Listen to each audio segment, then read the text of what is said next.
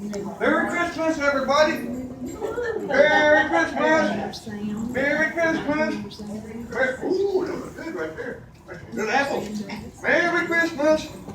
Merry Christmas, everybody. This is Bubba Claus. I heard about coming over here today, so I wanted to come and say hello to everybody and wish you a Merry Christmas. She's already starting on her apples over here. I bet she's hungry. They look good. Merry Christmas. Merry Christmas. Well, looky here. There's a book up here, and I bet it's got a story in it. Now, I'm going to move this stuff right here. I'm going to take this over here. I guess. Put it right over here.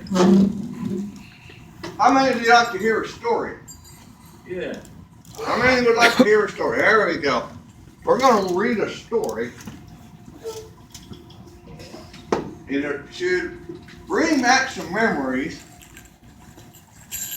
Now, have you ever heard of "'Twas the Night Before Christmas"? Remember that story? Well, that's what we're going to talk about for just a minute. I'm going to read it to you. I'd like to tell you who I am. Bubba Claus. Now, you know, Claus guy, the big guy, well, he can't always come. So, I go to his place to meet people like you. And we send tidings and happiness and Christmas cheer from the North Pole. Okay?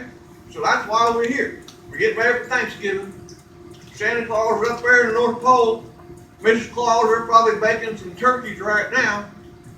But, that's why I'm here. I don't get to eat turkey today. I'm going to come here. I might take an apple, but I don't know. There goes that phone again. What's going on with this guy and this phone?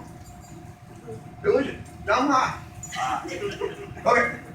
We're going to read this story, and then we can eat some apples. But you can eat your apple while I read the story if you want to. I don't care. It's all right. If you're hungry, and if you want to shake your bell, that's okay. Here we go. "'Twas the night before Christmas." I already said that part, but it's right here. There you go. "'Twas the night before Christmas, when all through the house, not a creature was stirring, not even a little mouse. The stockings were hung by the chimney with kegs." We need to get some stockings up here. Don't forget to tell them, get your stockings right behind me. So the stockings were hung by the chimney with care, in hopes that, you know, the big guy telling about St. Nick, he'd soon be there. The children were all nestled, snug in their beds. Visions of sugar plums had danced in their heads. Mama was in her kerchief, and I was in my cap, and I had just settled in for a long winter's nap. Now, when out on the lawn, there arose such a clatter. I sprang from the bed to see what was the matter. Away to a window, I flew like a flash. I tore open the shutters, and I threw up the sash. The moon on the breast on the new fallen snow gave the luster of midday to the objects below. I bet it looked pretty. It's like it is up in the North Pole when it snows. It's really white and all pretty.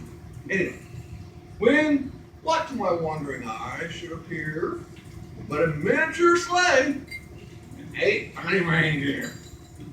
Another story has 9 reindeer. Rudolph. He's not in this.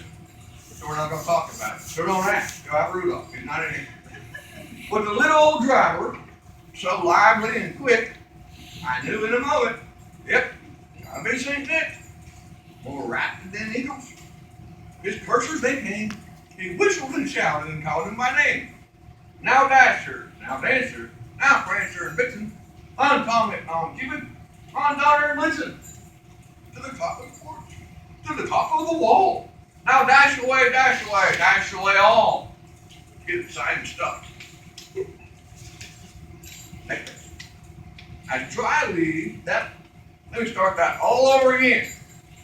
As dry leaves that before, the loud hurricane fly. See, when you read it, it's a lot to read.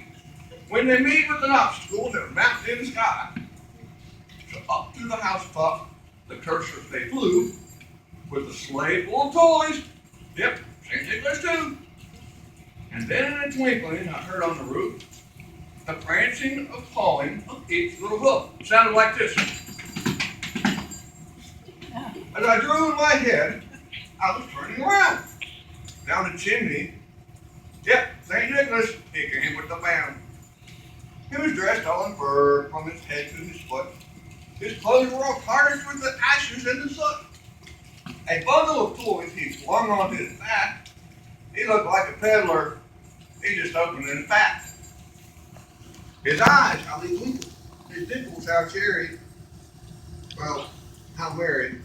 His cheeks were like roses, and his nose was like a cherry, but ours said it different. But that's okay, y'all get it.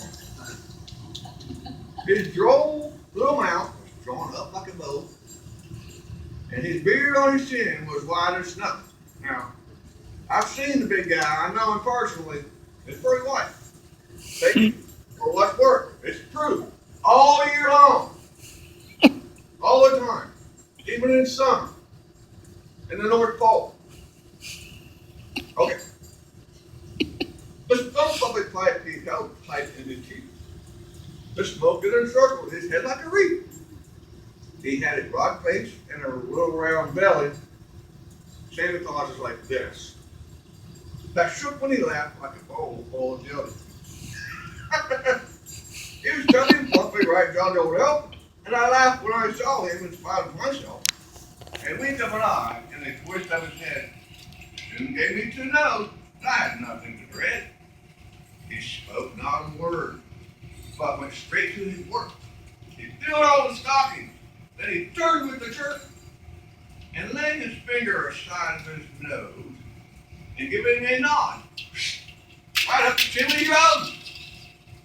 He sprang to his sleigh, to the chimney he gave a whistle, and away they all flew, like down on a thistle. But I heard him exclaim when he drove out of sight, Merry Christmas, y'all. Yay!